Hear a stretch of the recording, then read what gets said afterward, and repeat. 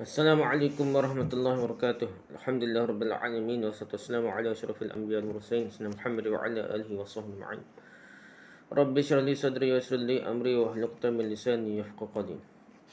Amma ba'du. Kita sambung balik Sahih Bukhari, syarah Sahih Bukhari kita. Malam asri lah malam asri. Jadi kita sambung hadis ketujuh lagi. Kita hadis ketujuh dah lah. Jadi banyak lagi lah syarahannya. Jadi kita sambung hadis ni, lepas tu kita tengok nota kaki syarahnya. Kemudian beliau meminta, ini itulah Heraklius lah, maharaja kerajaan Rom ni. Heraklius kemudian beliau meminta surat Rasulullah SAW yang dihantar baginda SAW melalui Dihyah Al-Kalbi ni.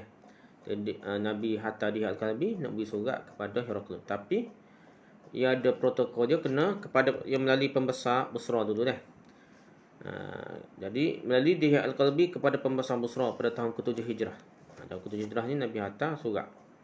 Bila benar Mekah nak tahu ke apa tak. Jadi masa tu Nabi hantar surat lah kepada ada lagi ni sebelum tu lagi ni. Sebelum tahu lagi Mekah dah. Jadi dia hantarlah surat-surat ni. Jadi surat yang dihantar tu melalui Dihyah Al-Kalbi kepada pembesar Busra lah. Melalui pembesar Busra barulah hantar kepada Heraklius. Protokol yang gitu dah. Lalu pembesar Busra memberi surat itu kepada Heraklius dan beliau membacanya. Tapi di beliau tu Heraklius lah. Okey, dia ada perbahasa surat pertama, surat kedua dah. Okey, surat pertama Rasulullah SAW kepada Heraklius. Ini ialah surat pertama Rasulullah SAW kepada Heraklius, maharaja Rom. Surat itu dihantar oleh Rasulullah SAW setelah termeterainya perjanjian Hudaybiyah pada tahun ke-6 Hijrah. Tahun ke-6 Hijrah ni tak tahu Mekah lagi ni. Masa tu nak masuk umrah lah. Tapi orang kafir Quraisy halal Nabi adalah perjanjian Hudaybiyah ni. Gencatan senjata 10 tahun macam-macam lah dah. Jadi sama ada pada tahun itu juga atau pada tahun berikutnya, iaitu tahun ke-7 Hijrah, Nabi pun hantar surat kepada Heraklius lah, maharaja Rom lah. Setelah menerima surat pertama dari Nabi SAW tersebut, beliau terus menghantar surat itu kepada ketua Padri di Rom, yang merupakan kawan baiknya untuk bertanya ke pendapatnya dah. Di Rom tu, di Itali kali dah, di Rom Itali, kawan dia lah. Tanya belah mana ni surat Nabi ni. Dalam suratnya Padri Dughatir mengatakan ciri-ciri yang ada pada orang yang mengutuskan surat kepadanya itu memang menepati ciri-ciri Rasul yang dinanti-nantikan. Betul dah ni Nabi sungguh ni. Setelah mendapati kawannya yang merupakan ketua Padri tersebut menerima bahawa Nabi Muhammad SAW adalah Rasul yang terakhir yang ditunggu-tunggu. Tambahan pula ketua Padri di Syam turut membenarkan mimpi-mimpi yang dialaminya lah. Di Syam, di Syria tu, ketua Padri sana pun banyak mimpi lah.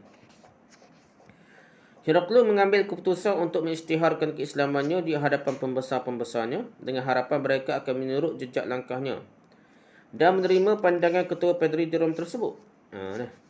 Istihar macam dia nak terima masuk Islam lah. Namun setelah melihat reaksinya, tindakan mereka yang bagaikan dirasuk lah. Masuk Islam ni orang lain. Tadi orang-orang bawah dia tu macam poh gila kena rasuk dia. Sehingga mereka berkejaran menerpa pintu-pintu istananya. Heraklius terus menukar fikirannya demi menyelamatkan kekuasaannya lah. Dengan berdalih mengatakan bahawa kenyataannya membenarkan kerasulan Nabi SAW itu hanyalah sebagai ujian. Kesetiaan mereka terhadap pegangan yang mereka anuti selama ini sahaja. Nak uji je dek. Olok-olok tu dah. Jadi dia tukar fikirannya tengok air. Pakak tak sedimo masuk Islam ni lah. Ada ego dah. Jadi gitu dah. Okay, surat kedua Nabi SAW kepada Heraklius. Tadi surat pertama dah. Ini surat kedua pun. Surat kedua diutuskan oleh Nabi SAW kepada Heraklius sebelum baginda SAW sampai ke Tabuk bersama seramai kira-kira 30,000 orang pejuang pada tahun ke-9 Hijrah. Jadi hantar surat ni pada nak pergi Tabuk dah. Pergi ni lah di kawasan Jordan, Syria ke apa ni.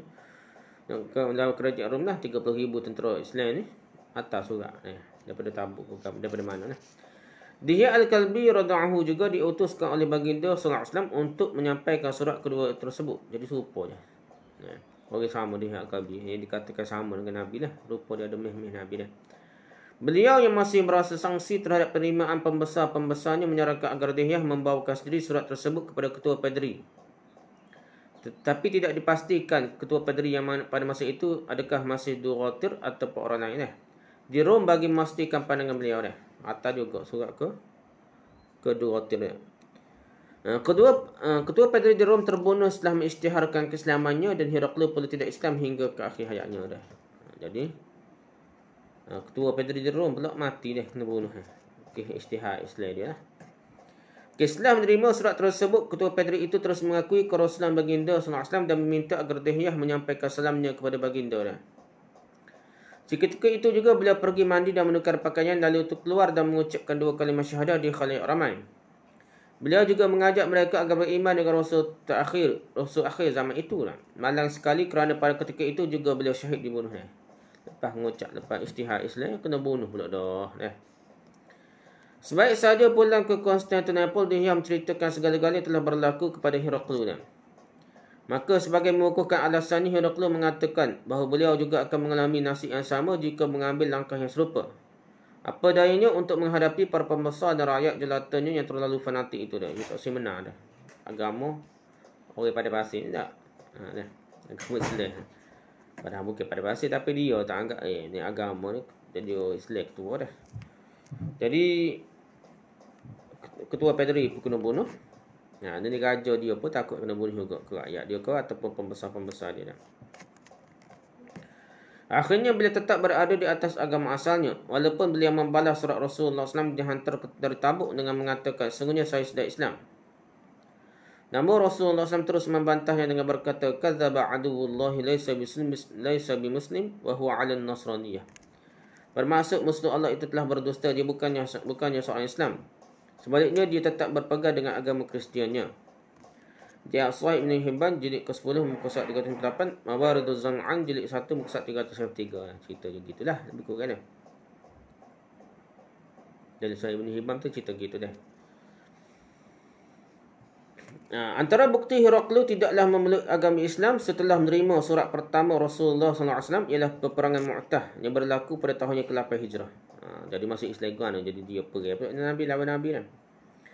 Beliau menghantar bala tenteranya untuk menentang tentera-tentera Islam. Oleh bagaimanapun beliau tetap menghormati surat Nabi SAW dengan menyimpannya dengan baik di dalam selembar kain sutera dan menyatakan kerajaannya akan terus kekal selagi surat tersebut masih selamat di dalam simpanan pewaris-pewarisnya. Supaya melek surat Nabi ni. Kalau cari dah jadi kalau soyok kau tak jaga molek jadi jatuhlah kerajaannya. Untuk semua perbincangan di atas lihat juga Fathul Bari jilid 1 muka 37, Umdatul Qari jilid 1 muka 98, Irsyadus Sari jilid 1 muka 111 hingga 112, Kashful Bari jilid 1 muka 516 hingga 518, Al-Bidayah wan Nihayah jilid 4 muka 241 hingga 243, Al-Kamil fit Tarikh jilid 2 muka 149.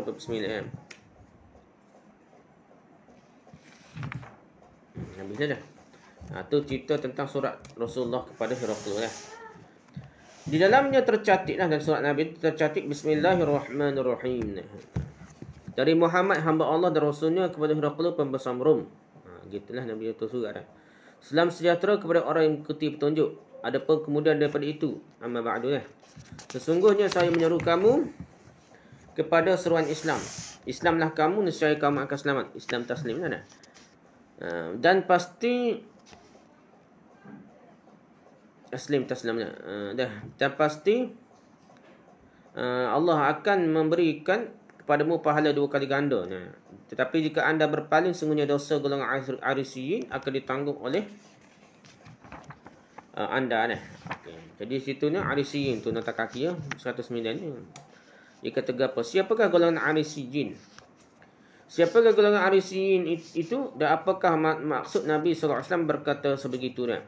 Para ulama hadis berbeza pendapat tentangnya. Di bawah ini dikemukakan pendapat-pendapat berkenaan Arisiyin itu apa dah. Pertama, Arisiyin itu mereka adalah golongan petani. Itulah artinya yang dinukilkan daripada ahli-ahli bahasa Arab seperti Sa'lab Ibn al-Arabi dan lain-lainnya. Bukan Ibn Arabi Sufi dah, bukan dah. Ibn Al-Arabi dan lain-lainnya.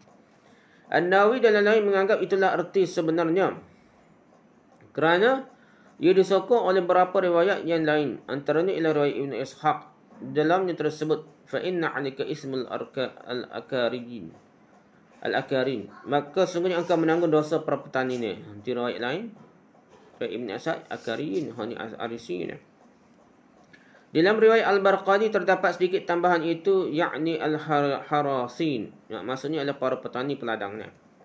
Demikian juga terdapat dalam riwayat Mursal Al-Madaini, فَإِنَّ عَلَيْكَ إِسْمُ الْفَلَّحِينَ, maka sungguhnya engkau menanggung dosa para petani peladang. Fallahin. Dalam riwayat Mursal Abdullah bin Syahadat yang dikemukakan oleh Abu Ubaid dalam kitab Al-Amwal pula tersebut sebegini, wa illam tadkhulu fil Islam fala tahul bainal fallahin wa bainal Islam. Jika engkau tidak memeluk Islam, maka janganlah menjadi penghalang di antara golongan petani, peladang dan Islam. Orang kapur, ayat miskin. Abu Ubaid berkata, walaupun makna asal al-falahin itu ialah petani dan peladang atau peladang, tetapi ia tidak khusus dengan mereka sahaja, malah merangkumi sekalian penduduk suatu negeri. Disebutkan petani atau peladang kerana kebanyakan rakyat jelata terdiri dari mereka. Jadi zaman dulu, terutama sekali juga, semua hampir ramai majoriti lah. Sikit benar lain tak. Mereka adalah petani dan peladang. Golongan tersebut pada umumnya mengikuti sahaja pilihan raja-raja mereka. Jika raja memeluk Islam, mereka juga akan memeluk Islam. Dan jika raja tidak memeluk Islam, mereka juga tidak akan memeluk Islam. Orang-orang Arab pula memanggil semua orang sebagai petani atau peladang, sama ada ia bertani ataupun mengusahakan ladang sendiri atau menyuruh orang lain mengusahakannya. Jadi semua tu kira petani dah. Gitulah. Pekebun petani. Itu pendapat pertama. Pendapat kedua, erti arisiyin ialah khadam-khadam atau pengikut-pengikut. Khadam-khadam atau pengikut-pengikut. Itu arisiyin dia. Maksudnya ialah jika anda tidak memeluk Islam, khadam-khadam atau pengikut-pengikut anda juga tidak akan memeluk Islam. Jadi andalah yang menjadi penyebab yang menghalang mereka daripada Islam. Kerana itu anda juga menanggung dosa mereka. Ini pendapat kedua dia. Ketiga, arisiyin ialah pengikut-pengikut Abdullah bin Aris. Mereka dipanggil Arisiyah. Ini pelik lah dia. Yang keempat, Imam Tahawi menukilkan bahawa golongan Arisiyah ialah golongan yang dikaitkan dengan seorang yang bernama Arus. Golongan ini mentauhidkan Allah dan percayai kenabian Isa AS. Mereka juga percaya akan kandungan kitab Injil tetapi tidak menerima beberapa kepercayaan orang Kristian. Berdasarkan pendapat keempat ini, Heraklius mungkin termasuk dalam golongan Arisiyin. Kebetulan pula beliau merupakan pemerintah semasa. Jika beliau tidak menerima Islam, pengikut-pengikutnya juga tidak akan menerima Islam. Ini pendapat keempat. Mungkin juga golongan Arisiyin itu menetap di wilayah dikuasai Heraklius. Sebagaimana kebiasaan, kebanyakan rakyat jelata itu mengikut agama rajanya, maka golongan itu juga akan mengikut rajanya.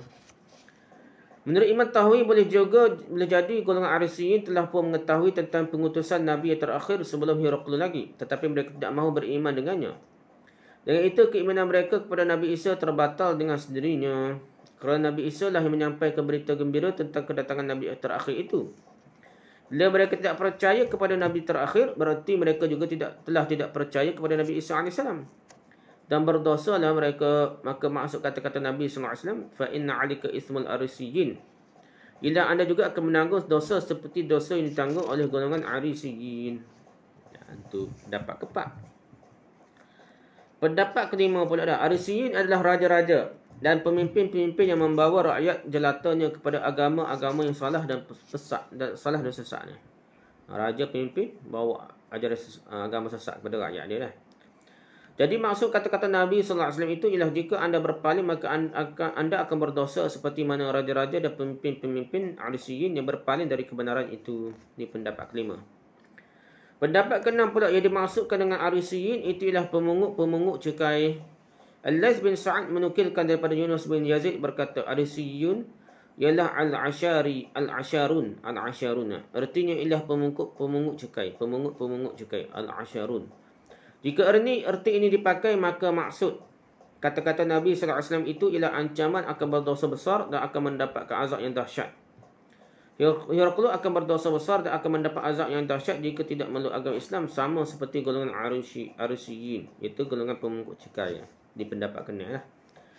Pendapat ketujuh, Arisiyin adalah golongan petani dan peladang seperti pendapat pertama juga. Tetapi golongan petani dan peladang yang dimaksudkan oleh Nabi SAW di sini ialah orang-orang Majusi. Kerana mereka kebanyakannya adalah petani dan peladang. Orang-orang Rom pula boleh dikatakannya semuanya ahli kitab. Jadi maksud kata-kata Nabi SAW itu ialah tiada lagi kelebihan kamu sebagai ahli kitab setelah kebangkitanku. Jika kamu berpaling daripada Islam dan tidak mahu menerimanya, kamu juga akan menjadi ahlul batil seperti golongan Majusi itu pada pandanganmu. Kamu juga akan bersalah dan berdosa besar seperti golongan Arisiyin itu. Ini pendapat yang ketujuh. Pendapat ke-8 pula. Dalam setengah riwayat di tempat perkataan Arisiyin itu tersebut perkataan Rukusiyin. Rukusiyah adalah satu agama di antara Nasraniyah dan Sabi'ah. Ia dianggap golongan yang tersesat dari ajaran Nasraniyah yang sebenarnya. Dengan berkata fa inna 'alika ismul rukusiyin, Nabi SAW mahu mengingatkan Herakl bahawa beliau juga akan tersesat dari ajaran agama yang sebenar jika tidak menerima Islam. Dan kerananya beliau akan mendapat dosa yang sangat besar. Hadis ketujuh ini menunjukkan bahawa jika seseorang pemerintah memilih suatu perkara yang baik atau menganjurkan suatu kebaikan dan dia dituruti oleh rakyat jelatanya, maka dia juga akan memperolehi ganjaran yang sama seperti mana diperolehi rakyat jelatanya. Sebaliknya, jika dia memilih suatu perkara tidak baik atau menganjurkan suatu kemaksiatan lalu dia diikuti oleh rakyat jelatanya, maka dia juga akan berturut berdosa seperti rakyat jelatanya. Malah dosanya adalah lebih besar lagi. Jadi pemimpin ni bertanggungjawab lah. Ada saham dia lah terhadap dosa-dosa rakyat dia lah. Okay, lihat Fathul Bari jilid 1 muka 39, Umdatul Qari jilid 1 muka 86, A'lamul Hadis jilid 1 muka 107, At-Tawdih jilid 2 muka 401 hingga 403, Syarah Nawawi 'ala Sahih Muslim jilid 2 muka 98, An-Nihayah fi Gharibil Hadis wal Athar jilid 1 muka 38, Hasyiah fi Al-Bari jilid 1 muka 40 hingga 41, Gharibul Hadis jilid 1 muka 500, Jami' al-Usul jilid 9 muka 273, Kashful Bari jilid 1 muka 530 hingga 532. Itu rujukan tentang perbincangan siapakah golongan Arisiyin. Jadi sesungguhnya dosa golongan Arisiyin akan ditanggung oleh anda lah, oleh Herakl kali itu masuk Islam dah. Okey, jadi letak kaki ni pula. Terjemahan yang diberikan ini adalah berdasarkan perkataan Ismun pada sabda Nabi sallallahu alaihi wasallam. Fa inna 'alika ismul Arisiyin. Menjadi khabar muakhir bagi inna. Khabar muakhir, khabar yang diakhirkan bagi inna lah. Dalam keadaan perkataan ismun menjadi mansub kerana dibuang harf khafat, mansub bin naz'il khafid. Ia seharusnya sebegini, maka anda akan menanggung dosa seperti yang ditanggung oleh golongan Arisiyin.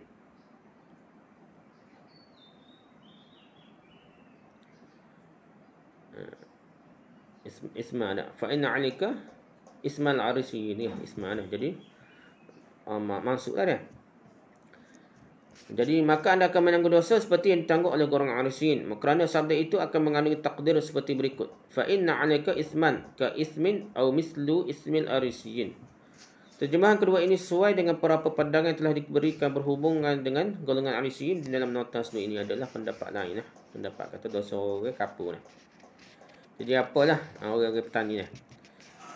Orang golongan ataupun dosa-dosa rakyat macam ditanggung oleh pemerintah juga lah. Okay, habis itu dah. Jadi timbul pula ayat Quran. Tapi terjemahan dia kita baca dia. Wahai ahli kitab, marilah kepada satu ajaran yang sama antara kami dengan kamu, iaitu kita tidak menyembah selain dari Allah dan tidak mempersekutukan sesuatu dengannya, dan sebahagian dari kita tidak mengambil sebahagian lain sebagai tuhan-tuhan selain dari Allah. Dan jika mereka berpaling, maka katakanlah, bersaksilah kamu bahawa kami adalah orang-orang Islam. Itu ayat Quran lah. Ibu boleh hadisnya dari surah. Okey, nota kaki 111 ini. Contoh iktibas dalam hadis. Potongan hadis ini sebenarnya adalah petikan dari firman Allah berikut. Qul ya ahlal kitab ta'alu ila kalimatin sawa'in bainana wa bainakum alla na'budu illa Allah wa la nusyrika bihi syai'an wa la yattakhidha ba'duna ba'dan arbaban min dunillah. فَإِن تَوَلَّوْا فَقُولُوا اشْهَدُوا بِأَنَّا مُسْلِمُونَ.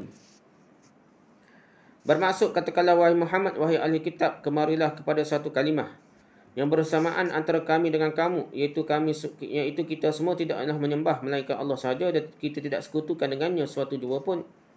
Dan jangan pula sebahagian dari kita mengambil akan sebahagian lain untuk dijadikan orang-orang yang dipuja dan didewakan selain dari Allah. Kemudian jika mereka ahli kitab itu berpaling enggan menerimanya, maka katakanlah kepada mereka, saksikanlah kamu bahawa sesungguhnya kami adalah orang-orang Islam. Surah Ali Imran ayat ke-64. Itulah ayat Quran dibubuh dalam hadis ni. Apa yang tidak tersebut dalam hanyalah perkataan qul di permulaannya. Jadi disebut ya ahlul kitab. Kita sebut qul dah. Dalam hadis tu dia buat qul, lepas tu dia baru ambil ayat Quran lah. Petikan seperti ini adalah dalam istilah ilmu balaghah dipanggil iktibas. Iktibah dipanggil dah. Dalam setengah naskah Bukhari terdapat perkataan wa sebelum ya ahlul kitab.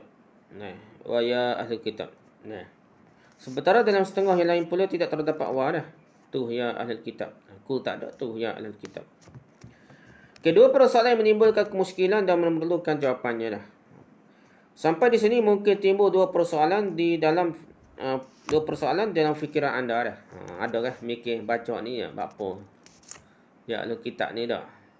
Ya ahlul kitab, lepas tu ada perbincangan dah. Persoalan pertama, kalau timbul dia fikir bagaimana mikirlah orang yang mengkaji dah. Allah panjang dah. Okey, persoalan pertama ialah kalau di dalam Quran tidak terdapat waw. Dah. Kenapa pula di sini Nabi SAW menyebutkannya dah? Dan dalam keadaan tidak ada waw, itu kenapa pula? Dan kenapa pula tidak disebutkan kul di permulaan ayat tersebut? Sedangkan ia memang ada dalam Quran yang dibaca oleh kita semua dah. Sini tak sebut. Sebut ya ahlul kitab, saya tak ada kul ya ahlul kitab macam dalam Quran dah. Persoalan kedua pula ialah bukankah ayat berkenaan turun sehubungan dengan kedatangan rombongan Nasara Najran ke Madinah? Ayat tu bukan ni ayat. Okey, asbabun nuzulnya. Sebab ya pasal ada orang Najran, Nasara Najran ni. Orang Nasrani ni pergi ke Madinah. Jadi berdebat ke berhujah situ. Tu bila Al-Quran ni nak. Menurut Ibn Ishaq dan lainnya, ayat 80 ayat di permulaan surah Al-Imran turun sehubungan dengan kedatangan rombongan Najran, rombongan orang Nasrani Kristian itu Najran ke Madinah. Dan datangnya rombongan itu ialah pada tahun ke-9 Hijrah. Penduduk Najran juga merupakan ahli kitab dari kalangan orang Kristian yang mula-mula sekali membayar jizyah kepada pemerintah Islam di Madinah. Jadi mereka ni tunduk pada penduduk Najran. Baru bermula setelah turunnya firman Allah Ta'ala dalam surah At-Taubah berikut. A'udzubillahi qatilul ladzina la yu'minuna billahi wa la bil yawmil akhir wa la yuharrimuna ma harrama Allah wa rasuluhu wa la yadinuna dinal haqq wa la yadinuna dinal haqq minal ladzina utul kitaba hatta yu'tul jizyata 'an yadin wa hum saghirun. Bermaksud perangilah orang-orang tidak beriman kepada Allah dan tidak beriman kepada hari akhirat. Dan mereka pula tidak mengharamkan apa yang telah diharamkan oleh Allah dan Rasulnya. Dan tidak beragama dengan agama yang benar, iaitu dari orang-orang yang diberikan kitab, yakni kaum Yahudi dan Nasrani. Sehingga mereka membayar jizyah dengan keadaan taat dan merendahkan diri. Surah At-Taubah ayat 29. Jadi orang ahli kitab sini, Yahudi dan Nasrani, ditunduk bayar jizyah kepada kerajaan Islam lah. Taat dan merendah diri dia. Wahum saghiruna. Bukankah ayat ini turun pada tahun ke-9 Hijrah setelah selesai berlakunya pembukaan Mekah? Kalau kira-kira ayat ni kan turun masa lepas peristiwa itulah surah Heraklius. Kalau begitu bagaimana Nabi SAW telah menghantar surat yang mengandungi ayat ke-64 surah Al-Imran kepada Heraklius pada tahun ke-6 lagi dah, atau pada tahun ke-7 Hijrah lagi dah. Sedangkan ayat itu belum lagi turunkan kepada baginda. Itulah ikut asbabun nuzul dah, ikut hadis itu. Okey, jawapan pada persoalan pertama lah. Okey, berapa jawapan kepada persoalan pertama telah diberikan oleh para muhaddisin dan mufassirin untuk ulama-ulama hadis dan ulama-ulama tafsir ni. Antaranya ialah pendapat pertama. Ayat ke-64 surah Al-Imran yang tersebut dalam hadis ini adalah sebahagian daripada cerita Abu Sufyan kepada Ibn Abbas. Ada kemungkinan beliau terlupa di bahagian ini. Mungkin juga beliau tidak ingat 100% tertib setiap patah dialog yang telah berlaku di antaranya dengan Heraklius. Ketika beriakan kepada Ibn Abbas berapa tahun kemudian, lama dah, dia cerita lama dah, benda lama dah.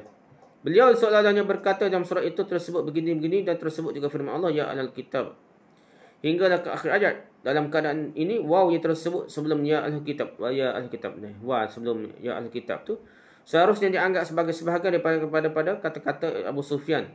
Bukan apa yang sebenarnya ditulis, bukan apa yang sebenar-benarnya yang ditulis oleh Nabi SAW. Ini pendapat pertama. Apa yang dia diingati oleh Abu Sufyan, jadi dia baca tu ayat Quran yang ingatlah dia. Bukan persis ayat Quran seperti itu ni, surat tu seperti itu ni.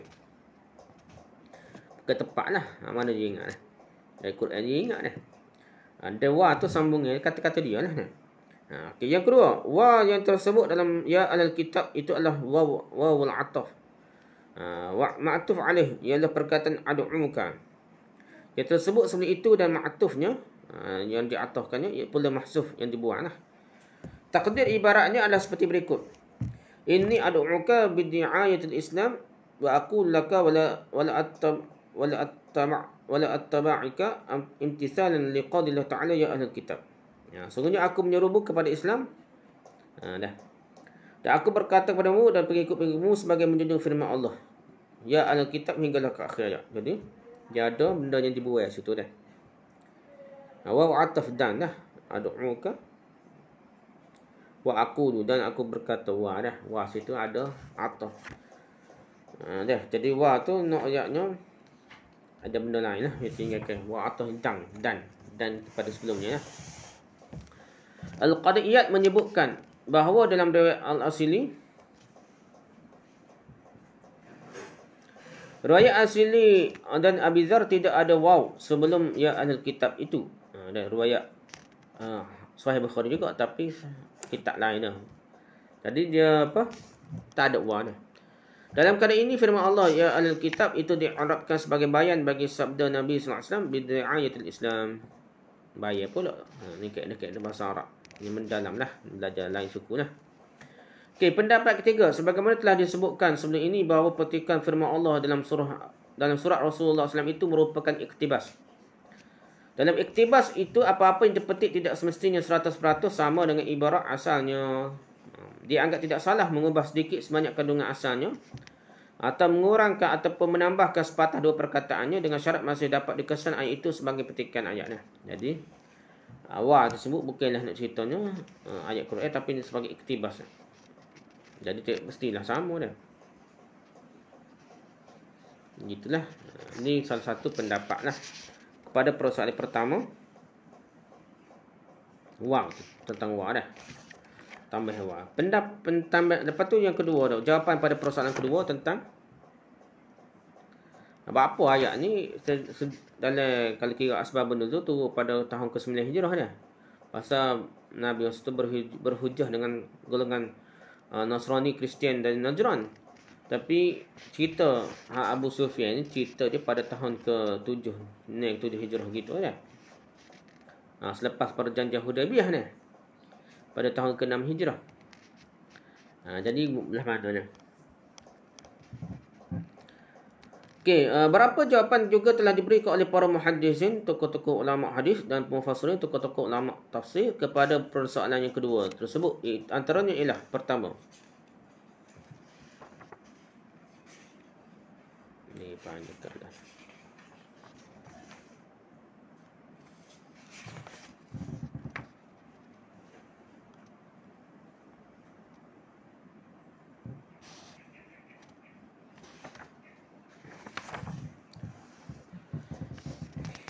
Dan sekat tu kali bincang kita tentang jawapan pada persoalan kedua tu. Kita berhenti dulu lah pasal panjang tentang kenapa turun tu. Bila kita baca hadis kita asbabun nuzul ni. Surah Ali Imran ayat 44 ni dak kuliah ahli kitab ni turun pada masa Najran. Kristian Najran jumpa Nabi pada tahun ke-9 Hijrah. Tapi hadis ni, hadis Sahih Bukhari ni, cerita Abu Sufyan ni seolah-olah ayat tu ada turun dah. Nabi tulis surat hampir samalah cuma tak ada kul depan ya ahlul kitab ta'alu ila kalimatin sawa'in bainana tu kepada Raja Heraklu dah, Maharaja Rom Heraklu dah. Dalam surat tu ada dah ni dah. Jadi perbahasannya kenapa jadi gitu dah.